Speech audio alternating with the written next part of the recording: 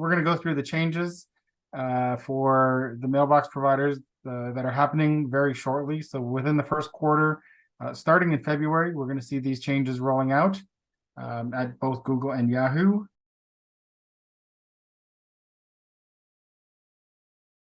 Let's get started. What are the changes that are coming? So there are a couple key changes that are happening.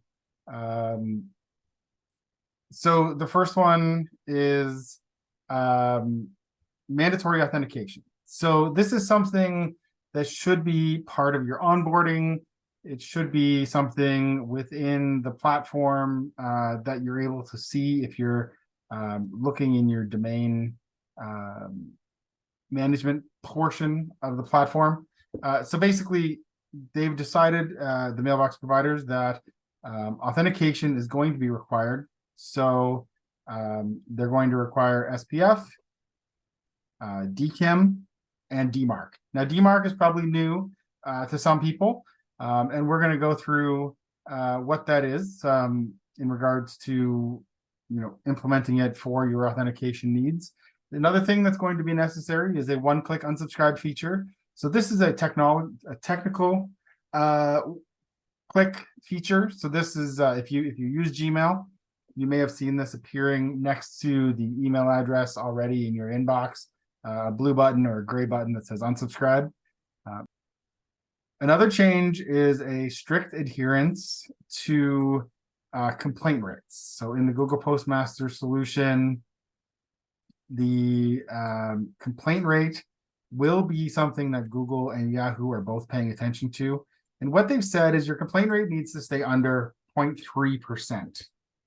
So in regards to looking for that data, if you haven't set up Google Postmaster yet, please do go and set up the Google Postmaster solution for your domain. It requires a DNS record to be set up, and you can do that at postmaster.google.com. Encrypted email transfer. So email sending between our platform and the Google and Yahoo networks will need to be TLS encrypted. This is something we do for all mail sent from our platform. So it's not something you need to do, but it is something if you're sending mail from other platforms as well, potentially even your corporate mail, you will want to talk to your IT team to make sure that these things are included in how you're sending mail for your brand, for your company.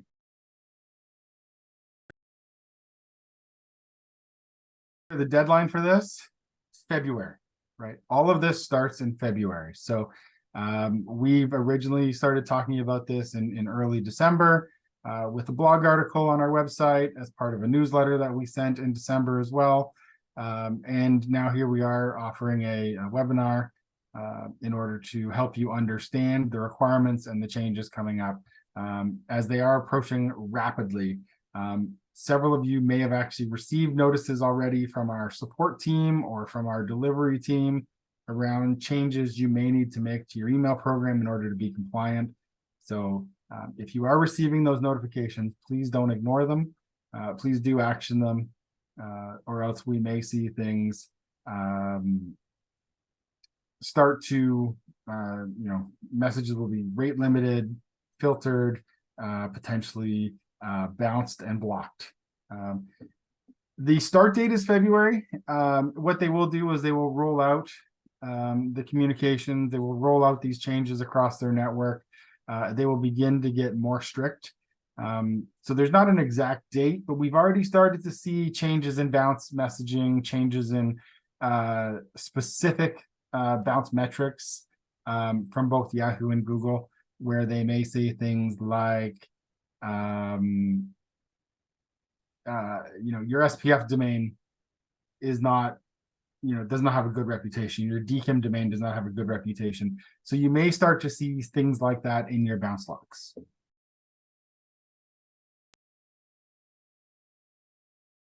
So SPF stands for Sender Policy Framework. SPF is a technology that is DNS based. For every domain that you're sending mail needs an SPF record. It will authorize the IP addresses or the networks that send mail on your behalf.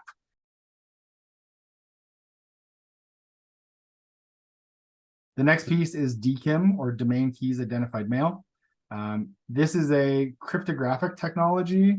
It basically looks at the message, looks at various parts of the message, creates a hash, inserts that into the message, and as it's received by the receiving mail server, they will take that hash and they will basically validate that the message is the same that they're receiving as the mail server that sent it. So those two technologies together are key identifying pieces of the brand, the owner, the IP, and the network that are sending it. And all of these working together to validate and authenticate that the mail is being sent on behalf of the brand and the domain that authorized it.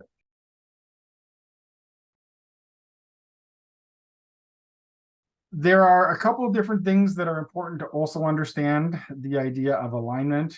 So within DMARC, which we will talk about next, there is the idea of alignment. So alignment is the published authentication record aligns with the domain that is sending the mail. So for example, if we were sending you a message, it would come from care@netcorecloud.com. That would be our domain. We would then set up an SPF record and a DKIM record that uses netcorecloud.com within those records to fully align those messages to allow them to be sent and properly authenticated.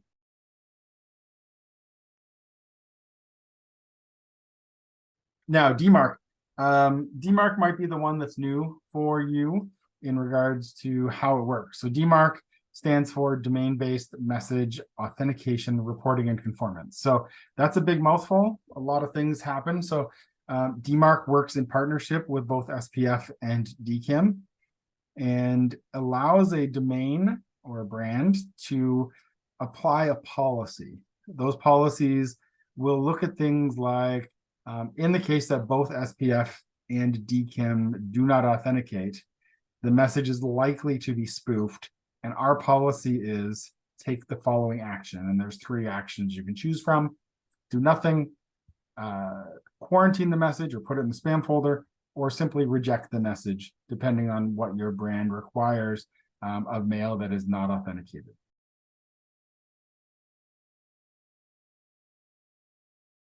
Recently, in a post written by the Yahoo team, they said if your policy is none, you are required to have an RUA value. So setting up a none policy and not accepting reports or not generating reports will not be considered compliant in the eyes of Yahoo and will not be considered compliant in the eyes of Google. So setting up an RUA will be something that needs to get done. And RUA stands for it's basically a reporting of aggregate numbers to come back to your brand to say, we saw this IP and this domain, they sent this many messages and they passed or failed the following types of tests. So there is a lot of stuff that comes back in those reports, and it's highly recommended that you look at implementing a third-party tool to manage those reports on your behalf and turn them into readable graphs and machine, take that machine language that you do receive the XML files and turn them into readable graphs and actionable items.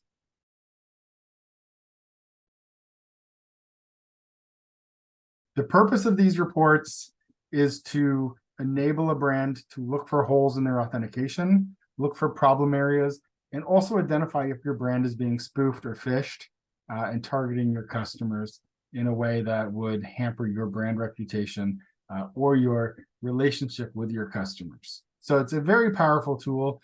It will show you all kinds of very interesting data.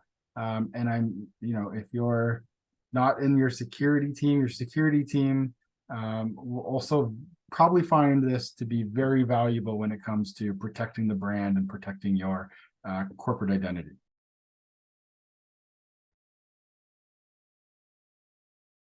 So the purpose, as I mentioned, the different types of policies to look at.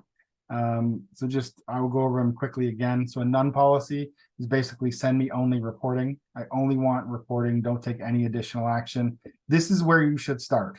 If you don't have a DMARC record now, this is where you should start. It will start telling you all kinds of very interesting things about your brand and your data. Once you've gone through and identified all your legitimate mail sources, made sure that they're properly authenticated and that everything is working as expected, then you can consider moving to a quarantine. Quarantine will then say anything that does fail should go to the junk folder, simply because you're saying we're very confident that our brand is authenticating well, and then this will start to protect users, leaving your legitimate mail that's properly authenticated in the inbox, and anything that's not authenticated moving to this quarantine folder. After that, depending on your brand's requirements, you may look at implementing a reject policy, and a reject policy will tell the mailbox provider when authentication fails, please simply don't even accept the message, and protect your brand one step further by not even putting the message in the quarantine folder for your consumers. So it's very powerful that way in regards to how do you protect your consumers and your brand and your employees as well.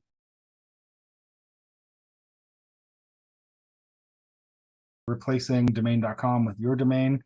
This should live at your organizational domain.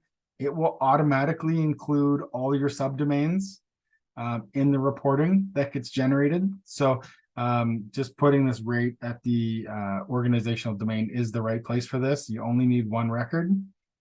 And obviously you need an email address to send that to. If you're going to send it somewhere in-house, put one of your own domains there, or one of your own email addresses, sorry.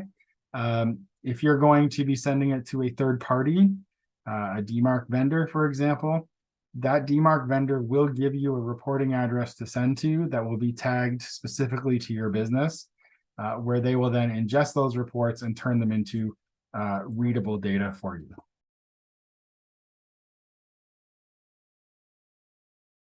So there is an RFC, which is an internet standard. The internet standard body has gone through and published this and said to implement this and have a consistent experience across all mailbox providers, please follow RFC 8058. What this does is it makes it easier for users and consumers to unsubscribe from mail. It also makes them less likely to report your messages as spam. So that's what we want. We want to see a reduction in spam complaints. We want to see users being more engaged with the messages that they're receiving. So giving them an easy to use option to unsubscribe from mail will be something that this specific header will enable for consumers, making it very easy. So you'll see, like I mentioned earlier, in the mailbox, you'll see right next to the email address an unsubscribe button that will be controlled and available to the consumer.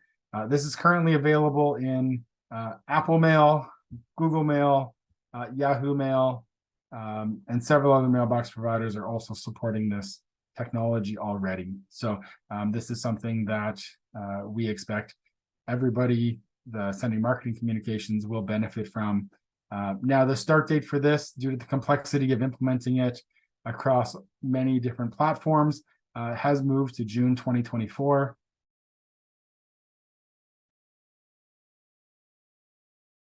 From the spam complaint side of the house, both Google and Yahoo have decided they're going to take a very firm stance on spam complaints. They have put basically a hard metric of 0.3%, which is 3 per thousand in regards to a complaint rate. If you are crossing this, currently, if you're looking at the number of feedback loop messages you're getting and the Google Postmaster spam rate you're getting, and it's already over 0.3, you will likely start to see delivery issues. Will start to impact your inbox placement for email.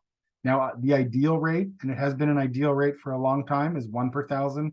I know it doesn't sound like a lot of difference, but when you're talking about sending, 1 million or 5 million or 10 million emails, that is a very large number very quickly for consumers to be reporting as spam.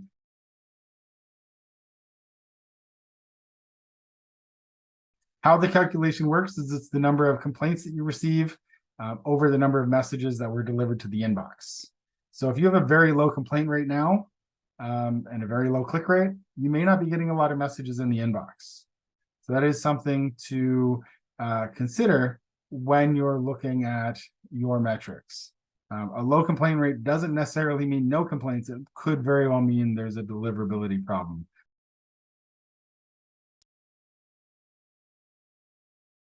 What happens if you don't do these things? Like I said earlier, we've already started to see some changes in bounce metrics and bounce measurement. So the mailbox providers have said they will start to rate limit mail. They will start to slow down how fast messages can be sent. If things continue, they will start to put messages in the spam folder. They will start to reject messages, bounce messages. And finally, they will potentially even block a domain for failing to do this. These are the things that mailbox providers have come out with now, and they've basically said, we are moving to a place where authentication is required. It's no longer optional. It's been a best practice for almost 20 years. I think SPF originally originated in 2002, 2003. So here we are 20 years later, SPF is still a thing. It still works. And they finally said, we must do this now. Same with domain keys. It's been around for more than a decade, maybe 15 years. And they finally said, it's time for us to implement these solutions that help reduce spam, protect consumers, reduce malware, reduce account takeover problems. So all of these things are finally coming to a head where the mailbox providers have said, adoption time is now.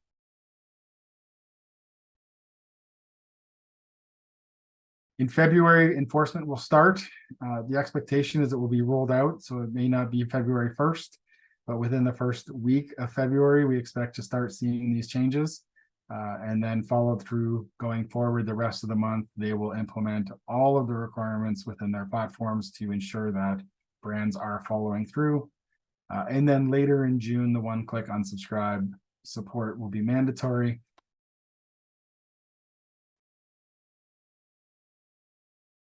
So the only change that doesn't impact transactional mail is one-click unsubscribe. So those links are not required to be in transactional mail. However, I would recommend it. I would recommend it. People complain about transactional mail reported as spam all the time, so I would recommend it.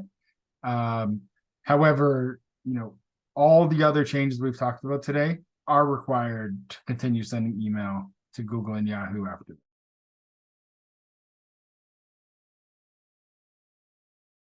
If there is success with this for Yahoo and Google, I would expect other mailbox providers to start implementing similar things. But I would say on a good note, if you've done it for Yahoo and Google, you've done it for everybody.